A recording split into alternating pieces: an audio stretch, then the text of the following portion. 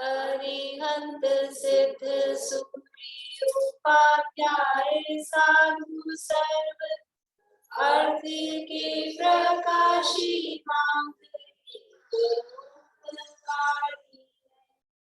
तिनको स्वरूप जान लागती भई जो भक्ति काय को नवाए स्तुति को उचारी धन्य धन्य तुम्हारे काज सब आज भई कर जोड़ी बार बार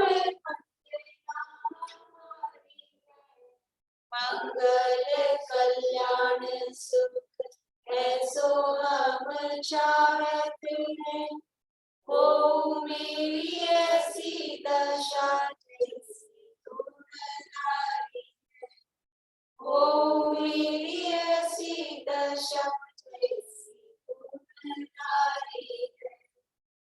मंगलमय मंगल करण प्रीत राग में क्या नमो ताई जाते अरहंतादिमा करी मंगल करी ग्रंथ करण को जाते मिले पावे निज पद इस शिव उपाय करते प्रथम कारण मंगल विघ्न विनाशक सुख नमो शुद्ध शिव नमो शुद्ध शिव।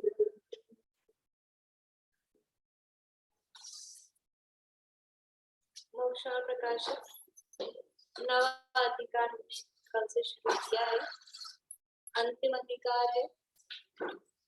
और जैसे ग्रंथ अपूर्ण है, जैसे ये अधिकार भी अपूर्ण है, ये अधिकार भी अपूर्ण है, इसलिए ग्रंथ अपूर्ण नहीं था। ये दीदी साहब रचना कर पाए हैं। मंगलाचरण की चर्चा कल करने की थी।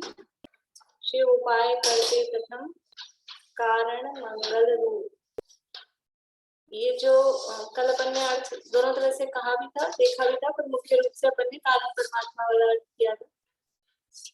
कैसा है शिव का कारण, मोक्ष का कारण, मोक्ष का उपाय कर रहे हैं और उसका कारण क्या है, उसका कारण भी ये शिव रूप है। और वो शिव रूप कैसा है, मंगल रूप है, विघ्नों का विनाश करने वाला है और सुख को करने वाला है।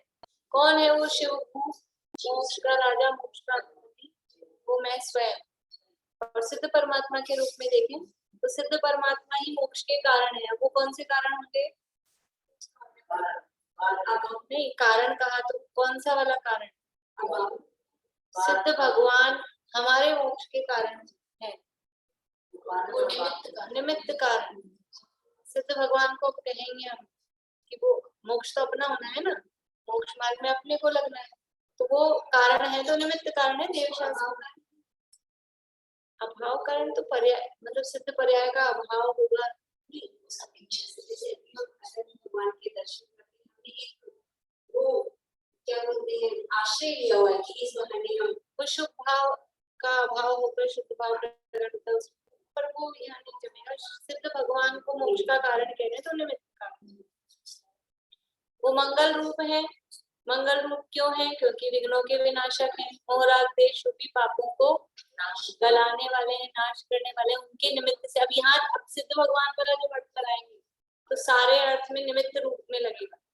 विघ्न विनाशक है तो भी निमित्त रूप है, सुख करने वाले हैं तो भी सुख के निमित्त है। इस तरह से उनको यहाँ नमस्कार किया है, यानी कारण परमात्मा को और कार्य दोनों को नमस्कार करके यहाँ मंगल किया। अनंत को भी ले लेंगे, वो शिव रूप शब्द दिया है, उससे अपन सिद्ध भगवान वो तो देवशास्त्र से शक्ति आ जाएगी उसमें।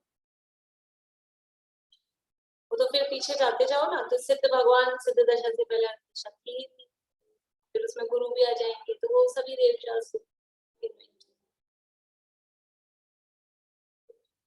अब यहाँ कहा था कल अपन ने पढ़ा था कि सबसे पहले अभी मोक्ष मार्ग का स्वरूप कह रहे हैं, क्योंकि अभी तक जो वर्णन किया वो किसका किया, मोक्ष मार्ग के जो प्रतिपक्षी थे। ऐसे मिथ्या दर्शन ज्ञान चरित्र का वर्णन किया। उनको क्या करना है मिथ्या दर्शन ज्ञान चरित्र को, उनको जानकर हे मानना है और हे मानकर उनका त्याग करना है। अब ये जो सम्यक दर्शनादि का स्वरूप बता रहे हैं, इनके संबंध में क्या करना है, इनको जानकर उपादेय मानना है और उपादेय मानकर उसको अंगीकार करना है, ग्रहण करना है।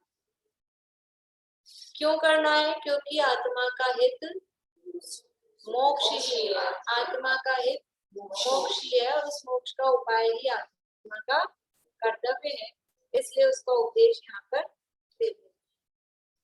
देखिए ये हेडिंग है, आत्मा का हित मोक्ष ही है, पेज नंबर 305। पढ़ते हुए आगे बढ़ते हैं अपन। वहां आत्मा का हित मोक्ष ही है, अन्य नहीं, ऐसा निश्चय किस प्रकार होता है, सो कहते हैं। आत्मा के नाना प्रकार गुण पर्याय रूप अवस्थाएं पाई जाती है, उनमें अन्य तो कोई अवस्था हो, आत्मा का कुछ बिगाड़ सुधार नहीं है। एक सुख दुख अवस्था से बिगाड़ सुधार है, यानी अन्य कोई भी अवस्था जो कल अपन ने उदाहरण दिया उसी तरह से, बाकी कोई भी अवस्था हो, इसमें देखिए ना बिगाड़ सुधार है, बिगाड़ से दुख सुधार से सुख, बिल्कुल। मतलब बहुत अपन तो कैसे भी बोल देते हैं, कैसे भी बोल देते हैं, लेकिन वही तो मैं बोली, अपन तो क्योंकि अपने मुंह पे वो सुख दुख ही है, लेकिन और सुधार बिगाड़ नहीं आएगा, बिगाड़ सुधार आएगा, वो बिगाड़ सुधार आया उसमें आंटी थोड़ी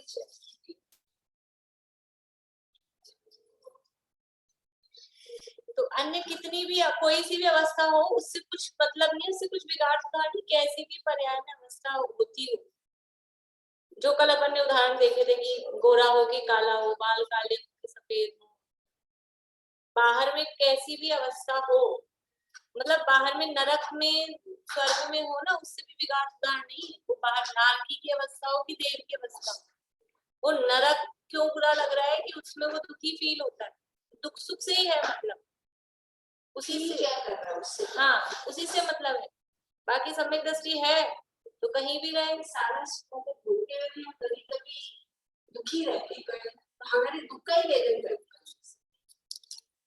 हैं, मतलब जो भी समस्या है, यानी आदमी जो भी चाहता है ना दुखी ना हो, इस ये प्रयोजन से काम करता है, जो भी काम कर रहा है ना, अच्छे कपड़े पहन के अच्छा दिखना चाह रहे हैं तो वो भी मतलब उससे अपने आप को सुखी फील करते हैं, इसलिए ये तो कपड़ों से कोई सुख दुख नहीं है, कोई से पहले फेड पहनो चाहे अच्छे ब्राइट कलर के पहनो, उससे कोई दुख सुख होता है क्या अपने को, लेकिन कपड़ा फेड हो गया, वो फेड पहनने से अपन अपने आप पे तो वो जो भी है, मतलब अवस्था कोई सी भी होगी, बाहर में पर्याय में अवस्था कोई सी भी हो, उससे कुछ बिगाड़ सुधार नहीं है, एक दुख सुख अवस्था से बिगाड़ सुधार है, यहाँ कुछ हेतु दृष्टांत नहीं चाहिए, प्रत्यक्ष ऐसा ही प्रतिभासित होता है। लोक में जितने आत्मा हैं, उनके एक उपाय यह पाया जाता है कि दुख ना हो सुख हो, अन्य जितने भी उपाय करते हैं वो सब इसी प्रयोजन सहित करते हैं, दूसरा कोई प्रयोजन नहीं, जो काम सुबह से उठते से लेके और जो काम कर रहे हैं वो सब सुखी होने के लिए कर रहे हैं, और दूसरा कोई प्रयोजन ही नहीं है। जिनके निमित्त से दुख होता जाने उनको दूर करने का उपाय करते हैं, और जिनके निमित्त से सुख होता जाने उनके होने का उपाय करते हैं। मतलब ये गेट बंद किया तो वो आवाज आ रही है, तो आवाज आने से हमको अपन दुख, मतलब ऐसा दुख नहीं, पर ये भी तो अपने को अपन हाँ दुख रूप भी फील करते ना, तो उसको बंद कर रहे हैं, कभी उसको खोलेंगे कि हमको हवा आ जाए, तो कभी उसको खोलेंगे, जो भी कुछ काम करेंगे कि स्विच ऑन कर रहे हैं कि ऑफ कर रहे हैं, पंखा अभी तो चला रहे हैं, थोड़ा दिन बाद क्या होगा, फिर उसको बंद करेंगे, अभी इस मौसम में ऐसे हो रहा है, कभी चलाते हैं कभी बंद करते हैं, चलाया था वो भी सुखी होने के लिए और बंद करा वो भी सुखी होने के लिए, और कोई प्रयोजन ही नहीं है। जिनके निमित्त से दुख होता जाने उनको दूर करने का उपाय करते हैं, और जिनके निमित्त से सुख होता जाने उनके होने का उपाय करते हैं। तथा संकोच विस्तार आदि अवस्था भी आत्मा के ही होती है। वह अनेक परद्रव्यों का भी संयोग मिलता है, परंतु जिनसे सुख दुख होता न जाने उनके दूर करने का वह होने का कुछ भी उपाय नहीं करता। यानी संकोच विस्तार ये जो अवस्था हो रही है ना, तो कभी संकोच विस्तार मतलब ये जो अवस्थाएं बदलती है, अभी अपन कभी फैल के बैठ रहे हैं, कभी सिकुड़ के बैठ रहे हैं, कभी ये वो भी ले सकते हैं उसमें। पर अभी सुखी दुखी होने में अपन ये संकोच विस्तार करते रहते हैं ना, जैसे कभी फैल के, अभी गर्मियों में सोते हैं तो फैल के सोते हैं, सर्दी आ जाएगी रजाई भी ओढ़ लेंगे ना तो भी सिकुड़ के सोएंगे। ये मतलब ये जो भी अवस्थाएं अपन कर रहे हैं, अभी मान लो पैर पहले ऐसे करके बैठे थे, फिर थोड़ा सा ऐसे कर लेंगे, मतलब थोड़ा थोड़ा, ये जो भी अवस्था हो रही है ये सब भी सुखी होने के प्रयोजन से जो भी अवस्था कर रहे हैं। और ये जो अवस्था हो रही है वो आत्मा की हो रही है, मतलब संकोच विस्तार की जो अवस्था हो रही है वो जीव में हो रही है। और अनेक परद्रव्यों का संयोग भी मिलता है, बहुत सारे परद्रव्यों का संयोग मिला। हम किसको दूर करना चाहते हैं और किसको मिलाना चाहते हैं, जिससे अपने सुख दुख का संबंध है उसमें अपन फेरबदल करने की मेहनत करते हैं। जिससे अपना कोई संबंध नहीं है वहां से अपने कोई मतलब ही नहीं, उसको ना कोई दूर करना चाहता है ना मिलाना चाहता है। दूसरे के घर में कुछ भी हो रहा, अपने को क्या मतलब है? अपने घर में तो नहीं हो रहा वो जो अपन नहीं चाहते हैं, कोई अनिष्ट है तो अपने साथ नहीं हो तो अपन दिमाग लगाते हैं, नहीं तो किसी के घर में कुछ भी होता हो अपने को क्या मतलब है? कहीं मतलब दूसरे घर के आगे कोई कचरा डालता हो तो वहां पे वो नगर निगम का कचरे का डब्बा लग गया हो तो अपने को क्या मतलब है? कुछ नहीं। और अपने घर के आगे आ जाए तो फिर अपन करेंगे कि ये क्या चक्कर है, फिर उसको हटाने की कोशिश करें। तो अनेक परद्रव्यों का भी संयोग मिलता है, परंतु जिनसे सुख दुख होता न जाने उनके दूर करने का व होने का कुछ भी उपाय कोई नहीं करता। जिनसे सुख दुख नहीं हो रहा है उससे कोई मतलब नहीं है, पड़ा है तो पड़ा है, रखा है तो रखा है, आ रहा है तो आ रहा है, जा रहा है तो जा रहा है, कोई मतलब नहीं। ये यहाँ जिनवानियां रखी है, इससे अपने को किसी को सुख दुख होता है? रखी है या धूल जम रही है तो अपने को दिवाली की सफाई घर में धूल जमती हो तो यहाँ की कहाँ रखी? ये एक स्टैंड निकाला ना मैंने तो जस्ट थोड़ा मतलब जिससे अपना एक तो क्या अपनापन जिसमें होता है, अपनापन जिसमें हो और अपने को उससे सुख दुख होता हो। अपने घर में भी अपन उसी चीज को करते हैं जिससे अपने को समस्या हो रही हो, वरना कुछ चीजें ऐसे अपन छोड़ भी देते हैं उसमें भी कि इसको तो जाने तो अपने क्या मतलब, घर में भी करते हैं ऐसा, जिससे अगर अपना कुछ ऐसा प्रयोजन नहीं तो उसको छोड़ देते हैं। तो ये सब मतलब यहाँ ये बता रहे हैं कि जीव जो भी कुछ काम कर रहा है वो सुखी होने के लिए ही करता है, और ज्यादा डिटेल करने की इसकी आवश्यकता नहीं है, अपन सब परिचित हैं इस चीज से। सो यहाँ 306 पेज। सो यहाँ आत्म द्रव्य का ऐसा ही स्वभाव जानना, ये आत्मा का स्वभाव ही ऐसा है, उस सुख की तरफ गमन, जैसे पानी का स्वभाव नीचे की ओर गमन करना होता है, वैसे जीव का स्वभाव है वो सुख की तरफ गमन करता है, जहां से सुख मिल रहा हो वो उधर की तरफ ढलता है। इसके पीछे वो मिथ्यात्व है, लेकिन फिर भी वो थोड़ा उसमें उसको सुख लगता तो सुख है ना, भले ही वो सच्चा सुख नहीं है, लेकिन एक बाय नेचर बाय डिफॉल्ट ही ऐसा होता है ना कि वो आत्मा का स्वभाव सच्चे सुख की तरफ सच्चे सुख को मैं पहचानता है भी। अभी जिसको जिसमें भी वो सुख मतलब वो कंफर्टेबल फील हो रहा है, सुख मतलब वो समझ की पहचान ही नहीं हुई है। हाँ बोलिए प्रमिला। ये जो लास्ट पैराग्राफ में दिया, संकोच विस्तार आदि अवस्था भी आत्मा के ही होती है। हाँ, तो इसके अंदर में ना मतलब आत्मा के प्रदेश संकोच विस्तार हुए, ये क्या मतलब अपेक्षा से? हाँ वो प्रदेशों का संकोच विस्तार अपन यानी शरीर के हिसाब से कर रहे हैं तो प्रदेश भी उस हिसाब से होंगे ना। देखो अभी तो शरीर के आधार पे अपन ने लिया उदाहरण में कि अपन फैल के सो रहे हैं, किसी गुड़ के सो रहे हैं, ये अवस्था, ये जीव के। और संकोच विस्तार अवस्था भी आत्मा की होती है कि ये अंदर से प्रदेश भी सिकुड़ते फैलते हैं ना। छोटे बड़े शरीर प्रमाण, छोटे बड़े शरीर प्रमाण नहीं, इसी शरीर में भी श्वास ली और छोड़ी, वो पेट फूलता है फिर सिकुड़ता है, तो ये इसी शरीर में भी स्ट्रेच करके, हाँ फैलते सिकुड़ते हैं ना। इसमें भी भोजन कर लेते हैं तो पेट थोड़ा सा फूलता है, और भोजन नहीं किया, उपवास किया, उस दिन क्या होता है, तो सिकुड़ता है। तो प्रदेश भी सिकुड़ते हैं ना। मोटे पतले होने में भी हो जाते होंगे। हाँ मोटे पतले होने में भी होते हैं। उद्गल में भी उद्गल में भी है, उद्गल में भी है। ये संकोच विस्तार की शक्ति उद्गल में, रबड़ होता है वो फैलता है कि नहीं, सिकुड़ता है, गुब्बारा फैलता है, सिकुड़ता है, उद्गल में भी है संकोच विस्तार की शक्ति।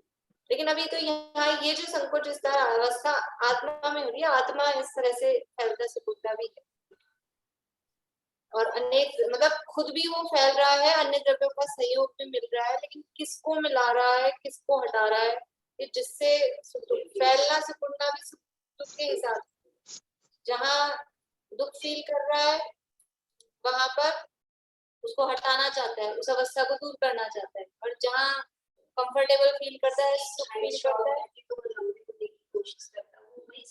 हाँ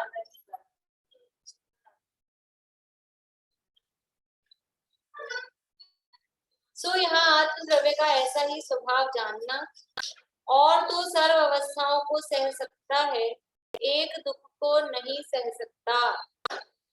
परवशता से दुख हो तो यह क्या करे, उसे भोगता है, परंतु स्ववशता से तो किंचित भी दुख को सहन नहीं करता। मतलब जीव का स्वभाव ऐसा है कि वो सब कुछ सहन कर सकता है, लेकिन दुख सहन नहीं होता। जरा सा भी मतलब जरा सा भी कष्ट हो ना, कहीं अपन थोड़े बैठे हैं, कहीं कुछ चुभ रहा है, तो तुरंत ही मतलब उस हिसाब से सेट होने की कोशिश करेंगे, वो सहन नहीं कर सकता। और तो सर्व अवस्थाओं को सह सकता है, एक दुख को नहीं सह सकता। देखो आश्चर्य की बात कह रहे हैं कि आत्म द्रव्य का स्वभाव ऐसा है कि दुख को नहीं सहन कर सकता, और अनादिकाल से कर क्या रहा है, अनादिकाल से मतलब अनादिकाल से दुखी दुख का वेदन कर रहा है, दुखी दुखी है, लेकिन फिर भी अनादिकाल से दुखी है, दुख का ही वेदन कर रहा है, फिर भी प्रयास सुखी होने का, प्रयास तो सुखी होने का करता है, वो सुख हो नहीं रहा वो बात अलग है। ये पेड़ पौधे भी होते हैं ना, इनकी जड़ें वहां पानी की तरफ, कहीं खनिजों खजाना उसकी तरफ बढ़ती है, परिग्रह संज्ञा है ना उनमें भी, परिग्रह की इच्छा है, आहार की इच्छा है, तो पानी की तरफ वो जड़ें अपने आप बढ़ती है। वो जो जड़ें फैल रही हैं वो भी क्या बता रही है, वो सुखी होने की दिशा में जा रहा है ना, वो प्रयास तो वही करता है, नहीं हो पा रहा है वो एक अलग बात है, लेकिन बाय नेचर बाय डिफॉल्ट जैसे भी हो करके उसको सुख मिले वैसा वो करता है। आत्म द्रव्य का ऐसा ही स्वभाव जानना, ये स्वभाव का मतलब त्रैकालिक स्वभाव नहीं समझना। अभी जो इंद्रिय जनित सुख की बात अपन कर रहे हैं ना, मतलब वो सामान्य रूप से, अभी उस सामान्य सुख समझना, चाहे सच्चा सुख हो चाहे इंद्रिय सुख हो, उस सुख सामान्य ऐसा, तो सुखी होने का उसका सामान्य, जैसे ज्ञान स्वभाव है वैसे ही सुख स्वभाव है, जैसे जीव जानता है, वो जानना अपने आप होता है, ऐसे ही वो सुख की लिए प्रयास करना ये भी उसका स्वभाव है। तो और तो सर्व अवस्थाओं को सह सकता है, एक दुख को नहीं सह सकता। फिर सह तो रहा है अनादिकाल से कि परवशता से दुख हो तो यह क्या करे, चाहता तो नहीं है, चला के तो नहीं चाहता है, परवशता से हो तो ये क्या करे, उसे भोगता है, परंतु स्ववशता से तो किंचित भी दुख को सहन नहीं करता। मतलब जो अभी जैसे अपन ने बात की ना, कुछ चुभ रहा है, अब अपने हाथ में होता है, तुरंत पोस्चर चेंज करते हैं। अब वो मजबूरी है, परवशता है, हिलना डुलना पॉसिबल नहीं है, तो सहन कर रहे हैं, वो बात अलग है। लेकिन स्ववशता से तो किंचित भी संभव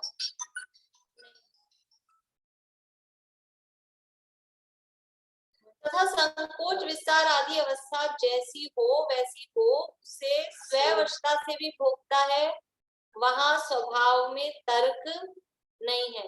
तो पीछे संकोच विस्तार आदि की अवस्था की थी ना, तो संकोच विस्तार आदि अवस्था भी जैसी हो वैसी हो, मतलब जिस भी तरह की अवस्था हो रही है, आत्मा के प्रदेश संकुचित हो रहे हैं, फैल रहे हैं, वो जैसी हो, उसे स्ववशता अपने हाथ में हो तो भी उस अवस्था को भोग रहा है। मतलब संकोच विस्तार की अवस्था जिस तरह भी हो रही है, देखो दुख को तो परवशता से भी भोग रहा है, और ये जो अवस्था जैसी हो रही है, खुद संकुचित होता है, खुद फैलता है, तो स्ववशता से बहुत मोटा हो जाता है, तो होता है, तो उसकी मजबूरी स्ववस्था से होती नहीं। बहुत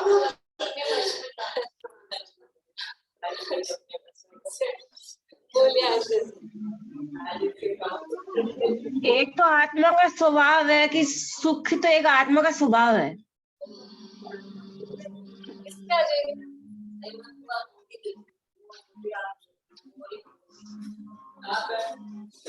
हाँ बोलिए आशा। एक तो सुख तो आत्मा का स्वभाव है, और ये फिर सुख की चाहना क्या विभाव है। आत्मा का खुद का स्वभाव सुख है, और फिर ये सुख की चाहना करता है, ये विभाव है। हाँ, ये विभाव है। सुख की चाहना मतलब वो कौन सा सुख चाह रहा है? मतलब सुख, एक तो उसका स्वभाव ये सुखी, सुख अनंत, सुख आत्मा का स्वभाव है ना, सुख भी जैसे आत्मा के स्वभाव गिनते हैं तो उसमें, और फिर ये जो सुख की चाहना करता है, ये विभाव है। ये जिस सुख की चाह कर रहा है ना, वो इच्छा विभाव है, वो इच्छा है ना, चाह, वो विभाव है। और वो जिस सुख की चाह कर रहा है, वो सुख भी सच्चा नहीं है, ये सुख है। हाँ, तो ये विभाव हो गया। और वो जो अनंत सुख आत्मा का जो स्वभाव है, वो स्वभाव है, उसको छोड़कर ये जो चाह रहा है, वो विभाव है। हाँ, चाह है ना, चाह इच्छा ही दुख है। सुख आत्मा हाँ, का स्वभाव है, लेकिन वो सुख चाहता है, वो जो चाह रहा है, वो चाहना हाँ, ही विभाव है। हाँ,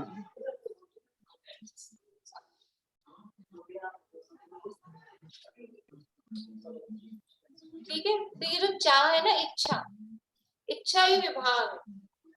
इच्छा विभाग, इच्छा दुख है। तीसरे अधिकार में सिद्ध किया, इच्छा है वही दुख है।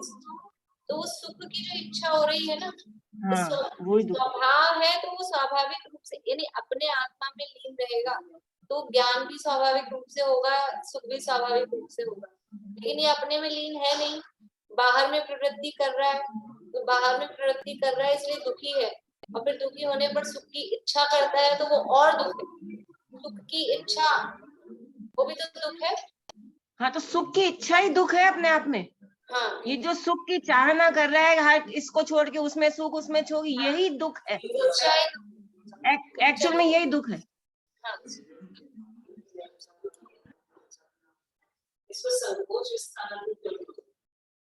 ये संकोच विस्तार आदि इसीलिए लिए, मतलब अपन ये जो अवस्था ले ना, पीछे जो बात की ना, पीछे जो बात की थी ना कि और तो कोई भी पर्याय हो, उसमें कुछ उसको समस्या नहीं होती। तो ये जो संकोच विस्तार आदि रूप अवस्था हो रही है, मतलब इसी रूप में लेना चाहिए इसको, कि अब जैसे बार बार में अपन इधर से उधर ये जो अवस्थाएं कर रही है, संकोच विस्तार वाली अवस्था होगी ना, कभी खड़े हो रहे हैं तो ये विस्तार हो गया, फिर बैठे हैं तो ये संकोच हो गया। ये संकोच विस्तार आदि जो अवस्था हो रही है, इनको तो स्ववशता से भी हो रहे, खुद ही करते हैं ना ये अवस्था है, तो अपन खुद ही। कल मैं उधर क्लास में बैठी थी, तो एक बच्चा अपने आप ही खड़ा हो गया, तो उन्होंने पूछा पढ़ाने वालों ने कि खड़े क्यों? मैंने तो खड़ा नहीं किया, खुद ही खड़ा। खुद क्यों खड़ा है? स्ववशता से खड़ा है। नींद आने लगी होगी, और कुछ भी जो भी सब मतलब उसमें से जब खड़ा हो जाऊं, विषय ऐसा ही चलता है ना उधर, तो आराम से नींद आ जाती है उसमें। तो अब ये जो शरीर की अवस्था की, पहले बैठा था तो संकुचित था, फिर खड़ा हो गया, तो ये स्ववशता से किया ना। अभी खड़े थे, अब बैठ गए, तो ये स्वयवस्था से हुआ। तो ये स्वयवस्था से भी भोगता है, संकोच विस्तार आदि अवस्था जैसी हो वैसी हो, उसे स्वयवस्था से भी भोगता है, यानी अपने आप भी उसको भोगता है, लेकिन स्वयवस्था से भी भोगता है।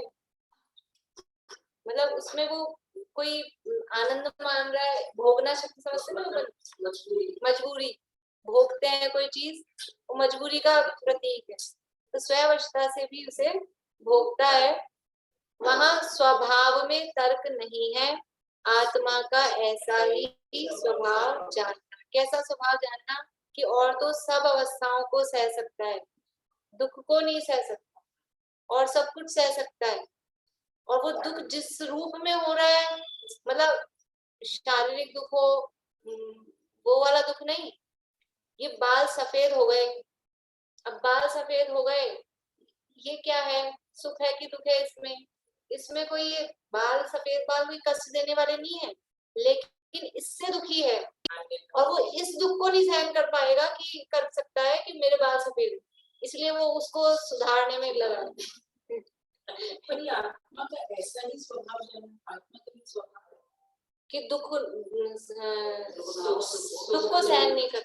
ये असल में आत्मा का स्वभाव है। अभी इसको वही मैंने कहा ना, त्रैकालिक वैसा स्वभाव नहीं समझना, लेकिन ये वैसी नेचर समझना। स्वभाव मतलब एक प्रवृत्ति उसकी ऐसी है, जैसे चींटी है, कीड़ा मकोड़ा है, मक्खी मच्छर है, वो बार बार में मच्छर इस पे आएगा, लाइट पे क्यों आ रहा है? इस पे वो सुखी होने के लिए आ रहा है, वो सुखी होने के लिए। वो इससे दूर जाता है तो वो उस दुख को सहन नहीं कर पाता है कि मैं इस कलर को नहीं देखूं, वो फिर उस पे आता है। यानी आदमी, गुरुदेव ने तो इतना कहा, मतलब जहर खा रहा है। जहर क्यों खा रहा है? सुखी होने के लिए जहर खाता है। कोई दुखी होने के लिए जहर खाता है क्या? जहर खा के भी सुखी होना चाहता है, रेल के नीचे आ रहा है दुखी होने के लिए। सुखी और सब कुछ सहन कर सकता है, दुख सहन नहीं होता, इसलिए मर कर भी सुखी होना चाहता है।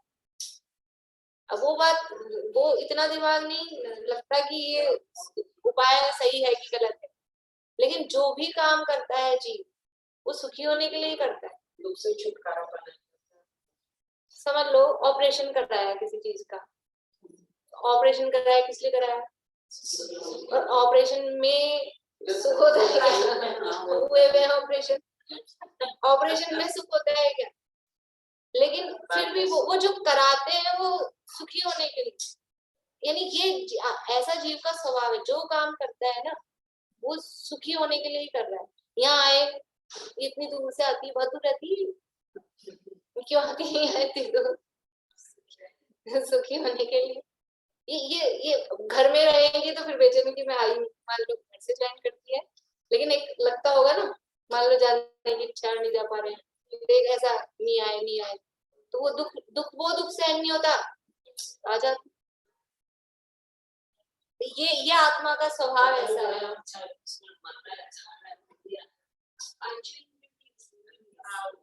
सब में ऐसा है। डायबिटीज का मरीज और मिठाई खाता है, वो मिठाई नहीं खाने का दुख सहन नहीं होता। हाँ, वो कुछ भी, हाँ पान करता, शराब कुछ भी ले लो, जानते हैं कुछ भी, फिर भी करते हैं ना वो काम, क्योंकि वो दुख सहन नहीं होता, उसके बिना का, उसके अभाव का दुख सहन नहीं होता। पांचों इंद्रियों के विषयों में लिप्त होकर, वो उदाहरण है हाथी का, पतंगे का, हिरण का, सारा है ना, भंवरे का, ये सब वो अपनी जान गवा देते, वो दुख सहन नहीं होता, इसलिए वो दुख सहन नहीं कर सकता, और सब अवस्थाएं और सब कुछ सहन कर सकता है।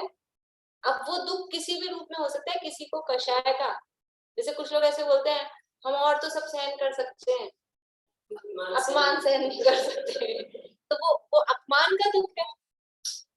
हर व्यक्ति का दुख अलग अलग टाइप का है।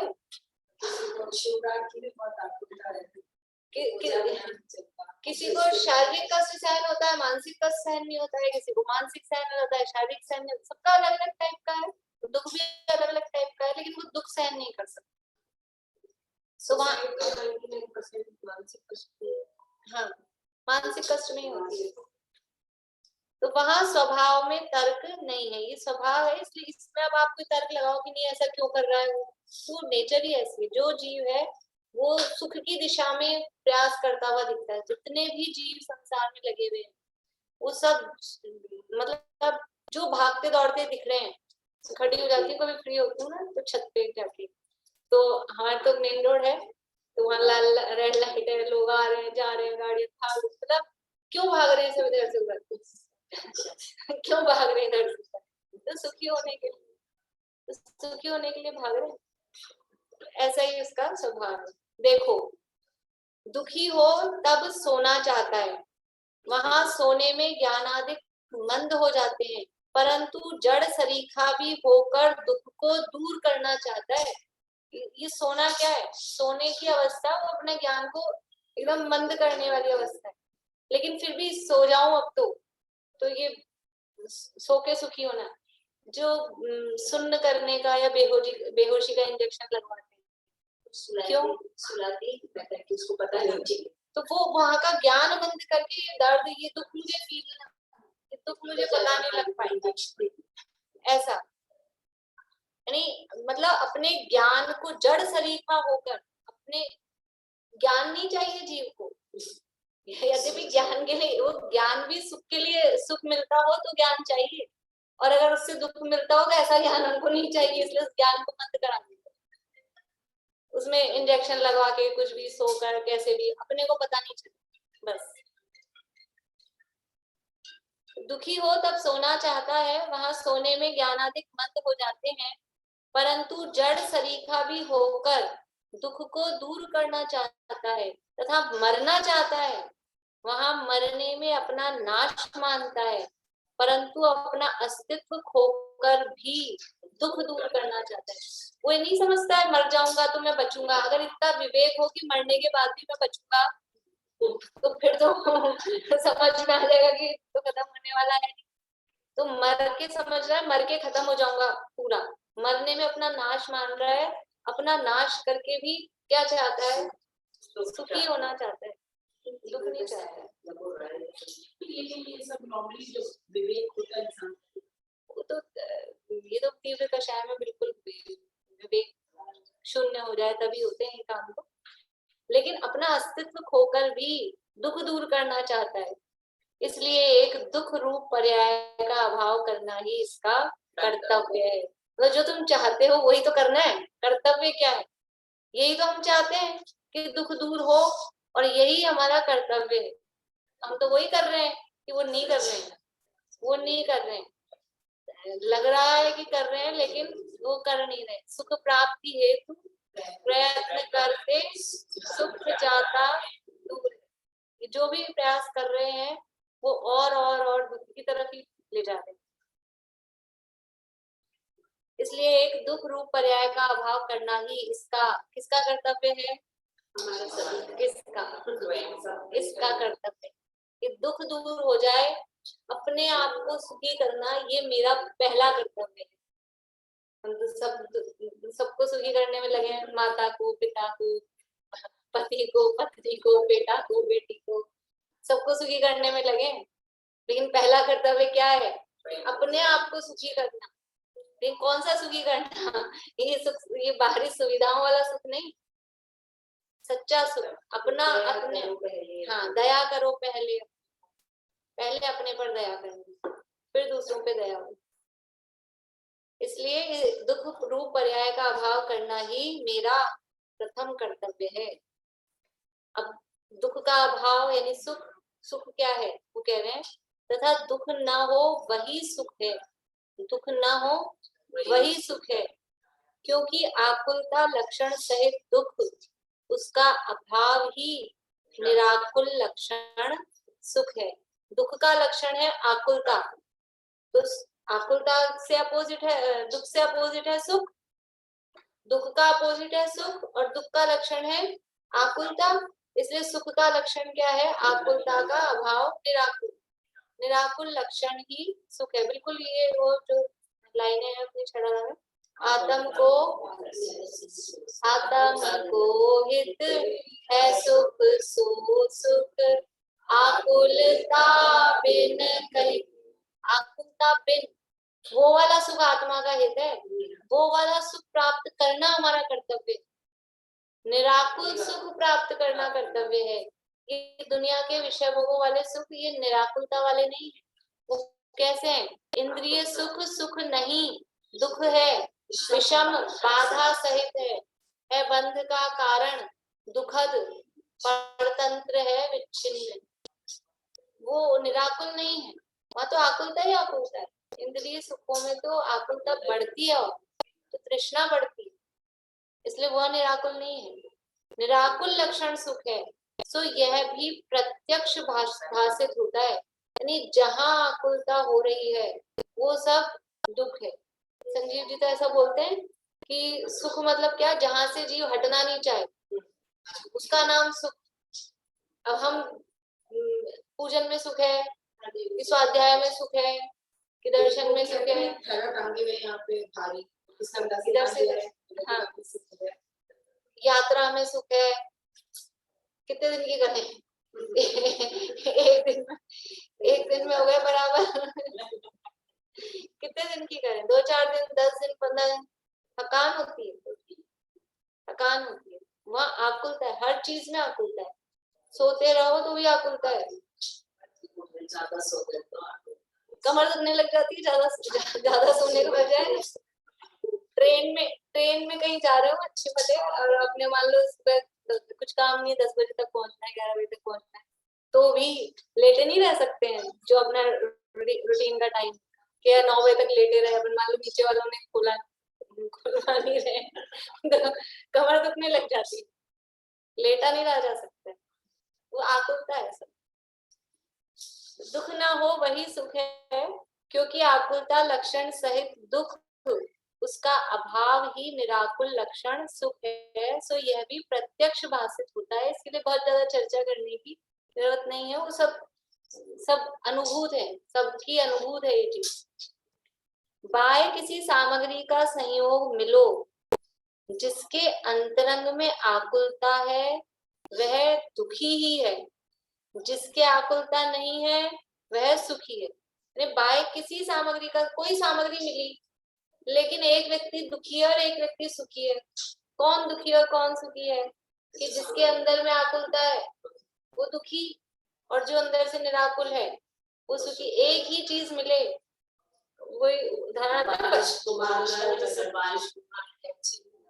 बारिश आ गई, बारिश आ गई तो क्या है, एक को अभी अपन कपड़े सुखा के आए हो और धमाधम आ जाए तो क्या होता है? और एक सोचे कि अच्छा मौसम हो गया, रात सुखी है, उसने रात में उसके कपड़े नहीं सूख रहे और जो कपड़े सुखा के आया है उसकी आकुलता हो जाएगी। हर चीज में ऐसा ही है, जिसके अंतरंग में आकुलता है वह दुखी ही है। वो जिस द्रव्य में, क्षेत्र में, काल में, तो अंदर भाव में आकुलता चल रही है ना, तो बच्चों को इनाम बटे, कुछ भी बॉक्स वॉक्स, अब सब अपने अपने लेके खुश हैं, और उसकी आकुलता, ये मेरे को हरा रंग नहीं चाहिए था, ये मेरे को पीला रंग नहीं चाहिए था, उसको जो मिलेगा वो दुखी है, जो मिल जाए उसी में दुखी है। और जिस निराकुल है, कुछ भी मिलो तो ठीक, ना मिलो तो ठीक, वो सुखी है। संतोषी सदा सुखी। निराकुलता का मतलब दुनिया में निराकुलता लक्षण संतोष। जो संतोषी है वो निराकुल है। बाहरी रूप से, लौकिक रूप से अपन देखें तो जो अपने प्राप्त संयोगों में,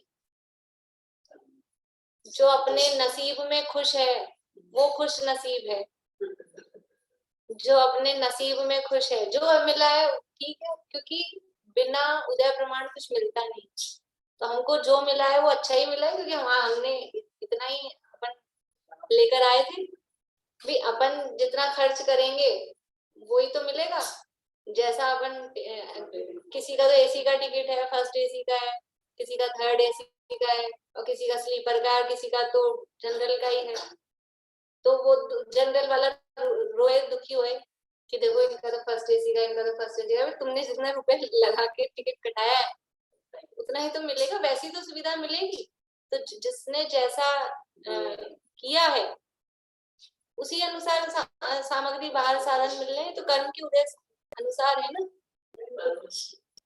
परवश तो अभी दिख रहा है, किया तो खुद नहीं था। जैसा टिफिन बांध के लाएंगे वैसा ही निकलेगा, स्वयं किए। तो जो अपन अपने टिफिन में पैक करके लाए हैं सुनीता आंटी, वही तो निकलेगा। तो जैसा जैसा अपन बांध के लाए वैसा वैसा ही उसमें निकलेगा। इसलिए जिसके अंदर अंतरंग में आकुलता है वह दुखी है, और जिसके आकुलता नहीं है वह सुखी है। तथा आकुलता होती है वह रागादिक कषाय होने पर होती है। अभी आकुलता क्यों? देखो, आकुलता है वो दुख है, निराकुलता है वो सुख है। तो आकुलता होती क्यों है हमको? चक्कर क्या है? आकुलता कहीं को होती है नहीं हो ना। ये आकुलता कषाय होने पर, रागादि कषाय भाव होने पर होती है। क्योंकि रागादि भावों से यह तो द्रव्यों को अन्य प्रकार परिणमित करना चाहे, और वे द्रव्य अन्य प्रकार परिणमित हों, तब इसके आकुलता होती है। आकुलता क्यों होती है? कि हम चाहते हैं, इच्छा भी जो बात आई थी ना, शांति पुरुष, हम चाहते हैं, हम अपने हिसाब से द्रव्यों को परिणमित कराना चाहते हैं।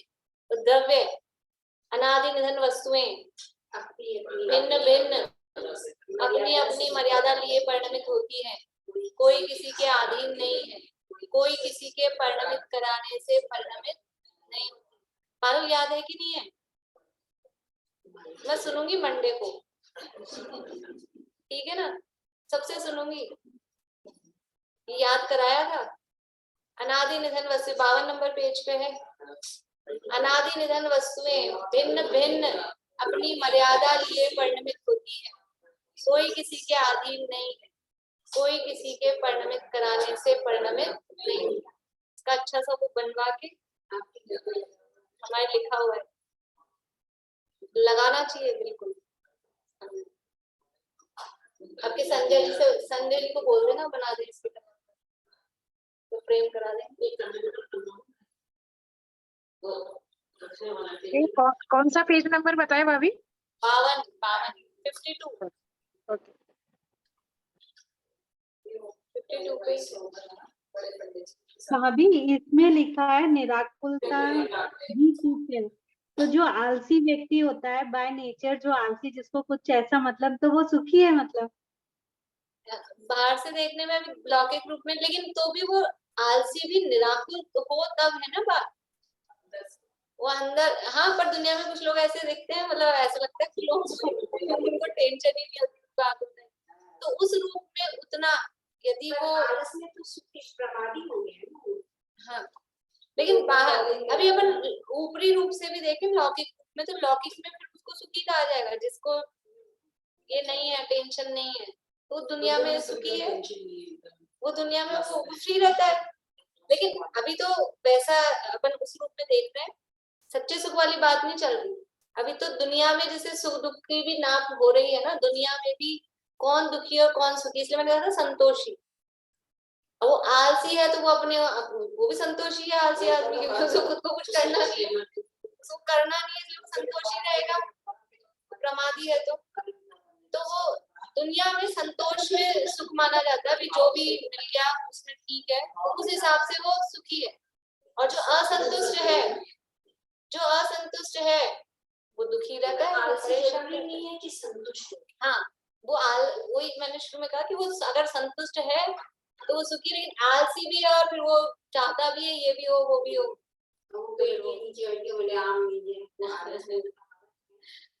तो आलसी खुद से कुछ नहीं होता, लेकिन चाहता है सारे काम हो जाए, तो वो असंतुष्ट रहेगा, फिर वो दुखी रहेगा। आकुलता होती है वह रागादि कषाय भाव होने पर होती है। क्योंकि रागादि भावों से यह तो द्रव्यों को अन्य प्रकार परिणमित करना चाहे, और वे द्रव्य अन्य प्रकार परिणमित हो, तब इसके आकुलता होती। यानी हम चाहते हैं जो वैसा नहीं होता है। सबसे बड़ा दुख का कारण क्या है? दुनिया की वस्तुओं को हम अपने हिसाब से परिणमित कराना चाहते हैं, और वो अपने हिसाब से परिणमित होती नहीं है। इसीलिए तो वो क्रोध उत्पन्न होता है। अपन जो चाहते हैं वो अपना हिसाब से नहीं हुआ, दूसरा व्यक्ति दिखता है, जीव दिखता है, तो गुस्सा आता है उस पर। और वही कषाय का ही रूप है फिर उसी तरह से, तो वो आकुलता होती है। हम चाहते हैं कि ये काम एकदम टाइम पे हो, टाइम पे नहीं हो रहा है, आकुलता होती है। हम पहुंचना चाहते हैं 7 बजे, 7 से पहले, 6:45 पे हम पहुंचना चाहते हैं ताकि अपन टाइम से शुरू कर लें, लेकिन फिर घर पे 6:45 हो गए हैं, फिर क्या होता है? फिर आकुलता होती है, जल्दी जल्दी जल्दी करो, जल्दी करो, जल्दी करो। ये आकुलता होती है। अभय जी वैसा पहले पढ़ाते थे तो बहुत सारे उदाहरण देते थे इस आकुलता के। बोले ट्रेन का टाइम है, 10 बजे की ट्रेन है, अब वही 9:30 पौने 10 यहीं बज गए, और फिर रास्ते भर अपने को जो होती है ऑटो में बैठे ऐसे बोलते थे, रास्ते में जो अपने को होती है उसका नाम क्या है? आकुलता। पहले ऊपर भोजन चला में भोजन करते थे, आजकल का तो पता नहीं। पहले शिविर में तब लगता है जब वो ट्रेन जा गए, वो आधा घंटा फिर ट्रेन अपने आ गई, उसका नाम अभी तो रास्ते में आकुलता हो रही है, फिर अपन वहां पहुंच गए, फिर देखा ट्रेन आई नहीं, फिर ट्रेन आई नहीं, फिर खड़े रहे 10 मिनट 15 मिनट, और फिर अनाउंसमेंट हो गई कि ट्रेन 1 घंटा लेट है, फिर क्या होती है? फिर उसका नाम आकुलता है।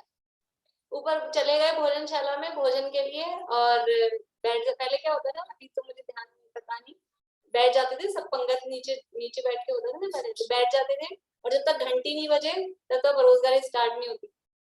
तो अब बैठ गए हैं, थाली आ गई है, सब हो गया है, और भोजन नहीं आ रहा है, तब तक जो होती है उसका नाम क्या है?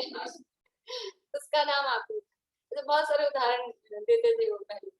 ये आकुलता मतलब इच्छा हुई ना, ट्रेन में पहुंचने की, टाइम से पहुंचने की, भोजन करने की, फिर कहीं और जाने की, कुछ लेने की, वो सब इच्छा है, वो आकुलता हुई। बोलिए आशा। आकुलता पूरी हो जाए, पहले पहुंच जाए, खुद सब पहले कर ले तो शांति भी नहीं होती, फिर मान हो जाता है, फिर खुश होते हैं हम तुमसे पहले आ गए, हम तुमसे पहले गए, तो भी मान हो जाता है, वो तो शांति कहीं होती ही नहीं है। वो आप पहले पहुंच गए और जल्दी पहुंच गए तो वहाँ मान हो जाएगा, खुशी हो जाएगी, हम जल्दी पहुंच गए। उन्होंने बिल्कुल परफेक्ट शब्द दिया है, रागादि कषाय भाव होने पर आकुलता होती है। फिर अब वो चाहे क्रोध रूप हो, मान रूप हो, कि माया रूप हो, कि लोभ रूप हो, इच्छा है तो हाँ। लोग वो कोई सी भी कषाय, हास्य रति हाँ। रति क्षोभ है, सब। शांति तो होती ही नहीं है। तो ये जीव इसीलिए संसार अवस्था में सुखी नहीं रह पाते। वो किंचित मंद होती है ये कषाय, तो सुख का आभास होता है, ये जो हो रहा है ना, ये सुख का आभास होता है। ये बाहर में ये जो है ना विषय जनित सुख में भी कब सुख फील होता है, उसमें भी जब कषाय मंद होती है तो सुख फील होता है, तो सुखी फील होता है। अगर उसमें भी कषाय तीव्र हो तो बाहर में कितने ही इंद्रिय जनित सुख हो, सुख फील नहीं होता है। तो सुख का संबंध वो कषाय की मंदता से, वो उसको यहाँ निराकुलता का, तो वो जितनी कषाय मंद है उतनी निराकुलता है, तो उतना वो सुखी फील होता है। और यहाँ कषाय अपन तो मंद कह रहे हैं, जितनी जितनी कषाय घटती है, घटना शब्द दिया है ना इन्होंने पीछे, तो एक कषाय चौकड़ी घटी तो वो सुखी है, 2 कषाय चौकड़ी घटी तो वो सुखी है, 3 कषाय चौकड़ी घटी तो और सुखी है, और चारों ही गई तो अनंत सुखी हो ही गए, वो पूर्ण सुखी है। इसलिए कषायों के साथ सुख दुख का संबंध। तो आकुलता होती है वो अपने कषाय भाव के अनुसार होती है। कषाय के साथ ज्ञान का संबंध ही उसी के साथ, यानी कषाय बढ़ती है तो ज्ञान घटता है, कषाय कम होती है तो ज्ञान बढ़ता है। वो शिवक्षम के साथ उसका भी संबंध। इतना ही लगते हैं, आगे कल करेंगे इसको, कल तो सैटरडे है ना, मंडे को करेंगे कंटिन्यू। अभी चला लें, अभी तो 20 टाइम हो गया ना, चलो पढ़ लेते हैं, फिर चर्चा, तो चर्चा में इसलिए तसल्ली चाहिए, फिर जल्दीबाजी में चर्चा नहीं थी, पढ़ लेते हैं तो बात पूरी हो जाए। तथा आकुलता होती है वह रागादि कषाय भाव होने पर होती है, क्योंकि रागादि भावों से यह तो अन्य द्रव्यों को अन्य प्रकार परिणमित करना चाहे, और वे द्रव्य अन्य प्रकार परिणमित हो, तब इसके आकुलता होती है। वहां या तो अपने रागादि दूर हो, या आप चाहे उसी प्रकार सर्वद्रव्य परिणमित हो तो आकुलता मिटे, परंतु सर्वद्रव्य तो इसके अधीन नहीं है। सारी दुनिया को अपने हिसाब से चलाना चाहता है, हम चाहे जिस दिन तो बारिश आए और हम चाहे उस दिन बारिश नहीं आए। आज बारिश नहीं आनी चाहिए, बाकी फिर रो जाए कि तुम्हारे हाथ में है सारी चीजें। 2-3 दिन से तो अच्छा मौसम हो रहा था, कल इतनी धूप हो गई। अपने हिसाब से परिणमित कराना चाहे तो वो सर्व द्रव्य तो इसके अधीन नहीं है। कदाचित कोई द्रव्य जैसी इसकी इच्छा हो उसी प्रकार परिणमित हो, तब भी इसकी आकुलता सर्वथा दूर नहीं होती। जो चाहता है वैसा ही हो रहा है, इतना पुण्य का उदय है कि जो चाहता है वैसे ही होता है। फिर भी आगे आगे नई नई चालू हो जाती है। एक इच्छा पूरी हो भी गई तो दूसरी इच्छा, तीसरी इच्छा, इसलिए आकुलता तो खत्म होती नहीं है। सर्व कार्य जैसे यह चाहे वैसे ही हो, अन्यथा न हो, तब यह निराकुल रहे, परंतु यह तो हो ही नहीं सकता, क्योंकि किसी द्रव्य का परिणमन किसी द्रव्य के अधीन नहीं है। ये सूत्र वाक्य है, किसी द्रव्य का परिणमन किसी द्रव्य के अधीन नहीं है। इसलिए अपने रागादि भाव दूर होने पर निराकुलता हो, सो यह कार्य कर सकता है। द्रव्यों का परिणमन तो अपने हिसाब से होगा, तुम अपना परिणमन इधर देखो, अपने रागादि भाव यदि दूर होते हैं, वो मंद होते हैं, तो निराकुलता होती है, सो यह कार्य बन सकता है। क्योंकि रागादि भाव आत्मा के स्वभाव भाव तो है नहीं, औपाधिक भाव है, पर निमित्त से हुए हैं, और वह निमित्त मोह कर्म का उदय है। उसका अभाव होने पर सर्व रागादिक विलय हो जाए, तब आकुलता का नाश होने पर दुख दूर हो, सुख की प्राप्ति हो। इसलिए मोह कर्म का नाश हितकारी है। एक दुख का कारण एकमात्र मोह है, इसलिए जब सुखी आत्मा का हित सुख में है तो सुख की प्राप्ति के लिए इस मोह का नाश, मोह मतलब वो मिथ्यात्व और कषाय, इनका नाश करना वही हितकारी है। और हम सभी का ये मोह इच्छा नाश को प्राप्त हो, इसी भावना से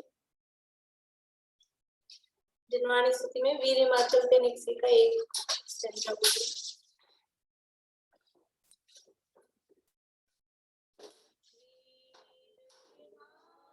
चल से निकसी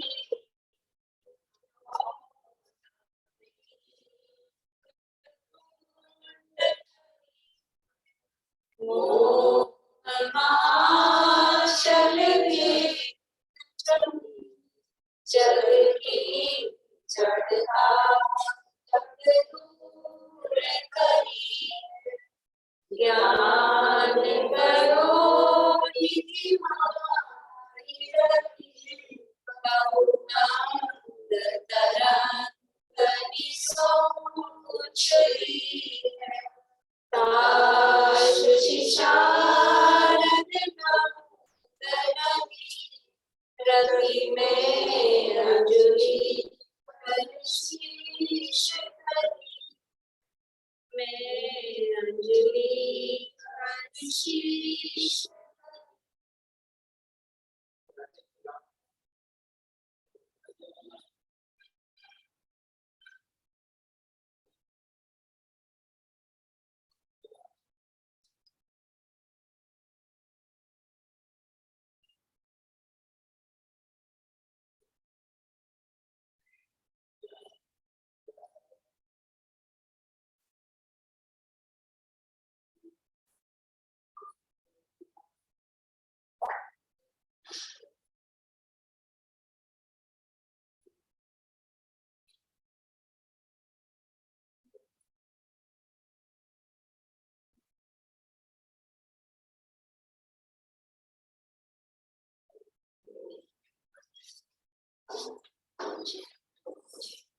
जय